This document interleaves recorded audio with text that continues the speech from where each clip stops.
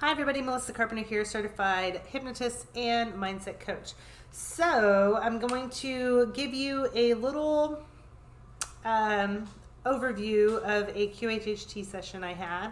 I do have my notes, so bear with me. It was a big one. It was awesome. And anytime I do any of these, they're always confidential. I'll never say names, and I'll never give away clues as to who it may be. You can try all you want to, but I guarantee you in the QHHT, you'll never know who I'm talking about. So I just kind of want to go through, I think we went through, let's see, 1, 2, 3, went through 4 lives, okay? So the QHHT is past life regression, and we go through different lives, and depending on how much we get out of it, or if I feel, or your subconscious feels like we're kind of done with that, let's move on. Or time-wise, we might be done with that and we might move on. Then we go see the soul family, and then from the soul family, we go talk to the subconscious, okay? So this person really just kind of wanted to know if they were on the right path. Pretty, general stuff. Huge, but general. It's not like the limiting belief where it's like, oh, I want to quit smoking, or I want to have money, or whatever the case may be. And again, I apologize. Dealing with some massive allergies since last night, probably when that storm was rolling in. So I will do my best not to cough and die. Okay. Here we go. So her first life was in this life, and she was, about 4 years old. Cute little thing in a polka dot dress. She was just visiting her grandmother's house. But the interesting thing here was it was Thanksgiving, and she couldn't find anybody. Nobody was in the house. Nobody was there. The table was set for Thanksgiving, but nobody was like setting out food. There was just nobody.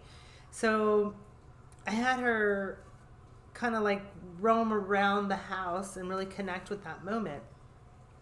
And what happened was that she felt that her heart was really hurting, and she felt alone. And I said, well, why do you feel that? Do you feel like because there's nobody there? And it was like, no. And it was all because her brothers didn't want to play with her. They thought she was annoying. And they would hit her and push her and close the door, and it made her very, very sad. And so I'll get to why. In this one, we get to why we see these things towards once we start talking to the subconscious.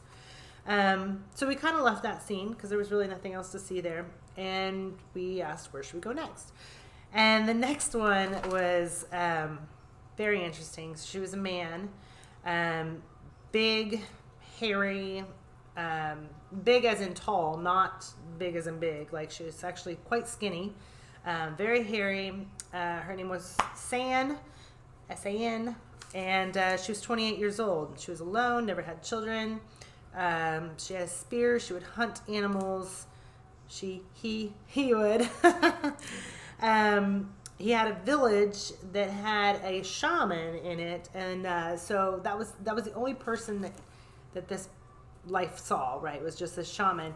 And so what was interesting is the shaman never said anything to him, but kind of guided, like, mentally said, go this way, go that way, but never actually said anything to San. Very minimal life, like very spiritual person, but just kind of hunted rabbits, deer, fox. And what happened was, the next thing you know, San was saying that he was about 40 to 50 years old, that he didn't want to be here anymore. No one wanted to talk to him because he was kind of strange in the spiritual aspect. And again, never that we came upon anybody except for the shaman, but that's the way San felt, is that nobody wanted to talk to San, and that he was all alone, never had children, never got married, right? So the next thing you know, he gets attacked by a tiger. It bit his throat, and just boom, dead on the ground, right? So what's cool about this is whenever you have any kind of death scene, you get to experience that. Now, you can just watch it like a movie, or you can actually experience it. But in this case, it was quite traumatic, and she was having a really hard time being in that scene. So I kind of pulled her back a little bit. I said, okay, you back away. You could just watch it, see what happens. And it was like, oh yeah, there I am. I'm dead on the ground. And so then we go kind of up. And whether it's up or down or whatever, I don't know. It could be sideways. But I always say, let's go ahead and go to wherever your healing place is. So once, bam, Sand's dead. So healing room. So her healing room was a white room, completely bright, white table and white chair. One table, one chair. And although she never saw anybody there, she could feel somebody watching her. And so she could feel the presence of somebody, but there was never anybody there. And so I asked her, okay, well, what does that feel like to you? You know, do you feel happy, sad? What is it? And she said, I just feel peaceful. Like, just peaceful. And so I always ask, like, well, what was your lesson? What do you think your lesson was from that life? And so this one was just provide food, right? So nothing, no big deal. So it seems. But that's what she felt like that was her lesson. So the next life was 22 years old. Her name was Sarah. She was a city girl. And mind you, this particular person is not a city girl, okay? And it was very interesting because she came off very sassy. Very sassy when she was talking.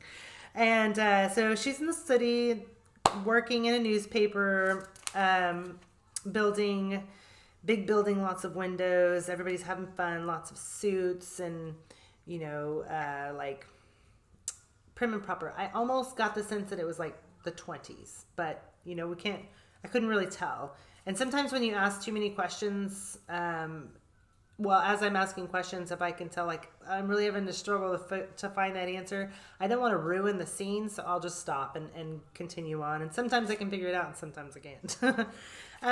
She winds up at a bar laughing, having fun. She likes this guy. His name's Todd.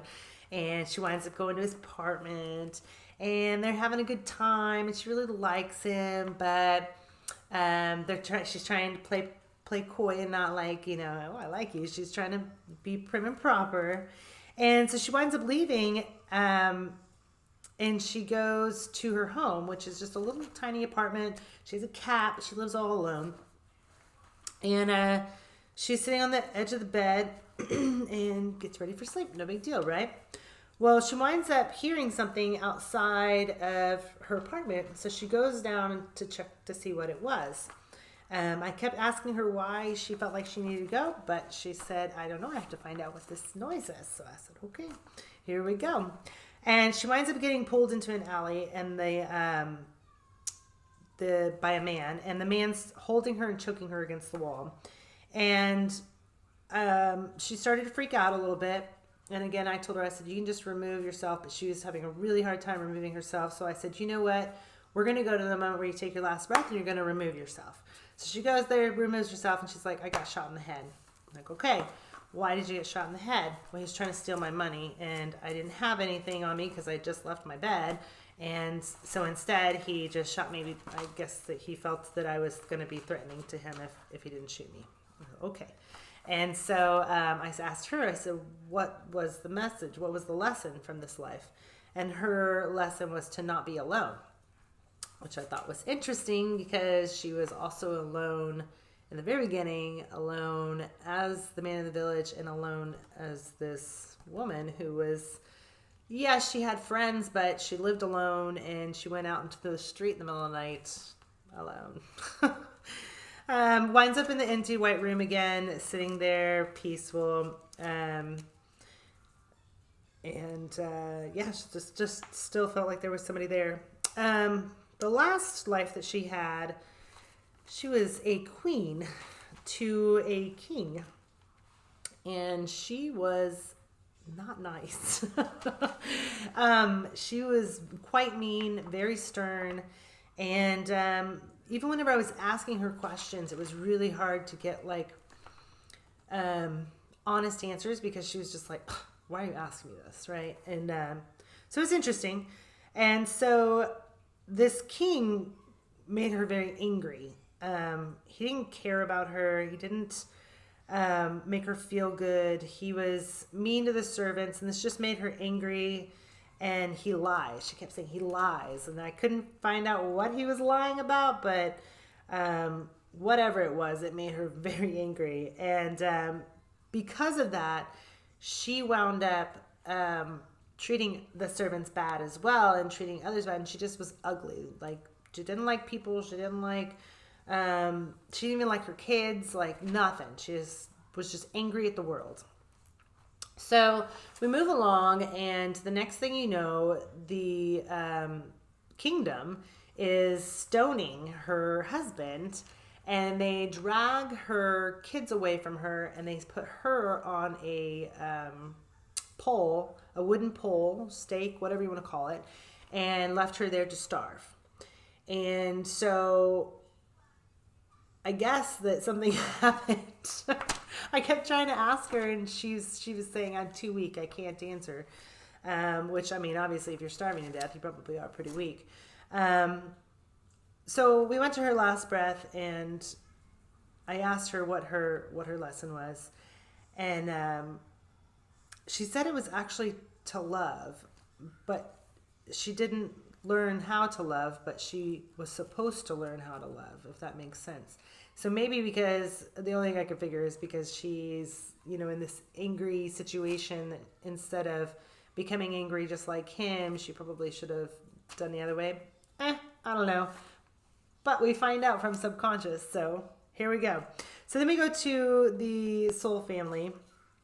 And she had a hard time envisioning, which happens sometimes in the soul family, because they kind of almost like shadows, right? So you can't really see a face. Sometimes you can kind of pick apart who it might be if you know them, but you might not even remember. So she didn't remember anybody, and that's quite normal. We don't see our soul family every single life that we go through. But she did say that she felt like she knew them. She was like, I feel like I know them, but I don't know them in this life, and that's totally normal. And so I said, well, what do they say? Oh, they're not saying anything. And I kind of coaxed her through, well, listen right here in your head. And once she got here, bam, she started just getting all this stuff. And it was like, they loved her. They were hugging on her. They were touching her heart. They were surrounding her and just pushing love on her. And I'm guessing because that last life, there was not so much love, right? All right, so then we went to talk to the subconscious. And so I always ask the subconscious, what was the lesson? Why are you showing her this now? Why are you showing her these things, right? Because there's a reason. And so the first one, where she was all alone in her grandmother's house for Thanksgiving, and that was to let her know why she feels the way she feels, why she feels like nobody wants to be around her, okay? And then the second one, where she was alone as this man, it was because she was okay alone. Like, she wasn't sad about it necessarily. She was a little bit, or he, San, was a little bit down about it, but it wasn't to the point where it was like, oh, I just don't even want to live anymore, until the very, very end, right? But for the most part, he just was provided for his village, and spiritual and happy and that kind of stuff. So that was good. And that it was just saying she's okay. She's okay where she's at. The girl that got strangled, that was because letting her know that she can take care of herself, and that no one can take anything from her, not even trying to get money from her. Like, no one can take anything from her in this life. That's what the subconscious was saying. So that was pretty cool. And then the last one, where she was the mad queen, and the subconscious just said there was a time where you couldn't love, but you've learned love, and now you have it, and now you can give it. So I just thought this one was really cool, and I wanted to share some of that with you, so you can kind of see how that QHHT works, and what it's all about. It's super, super interesting. I think it's one of those things where you could just do it over and over and over. Listen, we live like 100 to 300 lives anyway, so who knows where we've been and what we've done.